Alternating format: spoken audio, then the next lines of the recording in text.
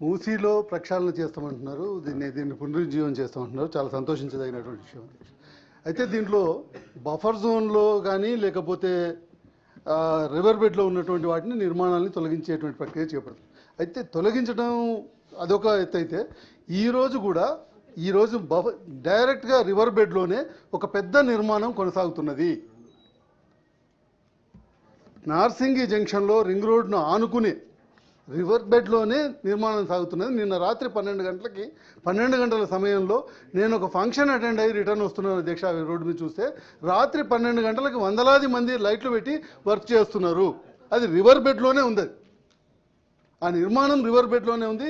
ఒకవైపు మనం పేదలకు సంబంధించినటువంటి 100 గజాలు 200 గజాల్లో ఉన్నటువంటి వాళ్ళని కూలగొట్టి రీహాబిలిటేషన్ ఇవ్వటం అనేటువంటి తర్వాత, కానీ వీళ్ళు కట్టిన తర్వాత లక్షలాది స్క్వేర్ ఫీట్లలో పెద్ద నిర్మాణం వస్తుంది. అది ఎవరితో నాకు తెలియదు. కానీ ఆ నిర్మాణం వచ్చిన తర్వాత మళ్ళీ దాన్ని కూలగొట్టడం అని అంటే మన టైంలోనే నిర్మాణం జరిగి మన టైంలోనే మళ్ళీ కూలగొట్టేటువంటి ప్రయత్నం జరగడం అనేటువంటిది అది కరెక్ట్ అయినటువంటి ఇది కాదు అధ్యక్ష. కాబట్టి మంత్రి గారు దాని విషయంలో ప్రభుత్వం దృష్టి చాలా సీరియస్గా తీసుకొని తక్షణమే ఆ నిర్మాణాన్ని ఆపేసి ఆ విధంగా చర్యలు తీసుకోవాల్సిన అవసరం ఉందని నేను కోరుకుంటున్నాను.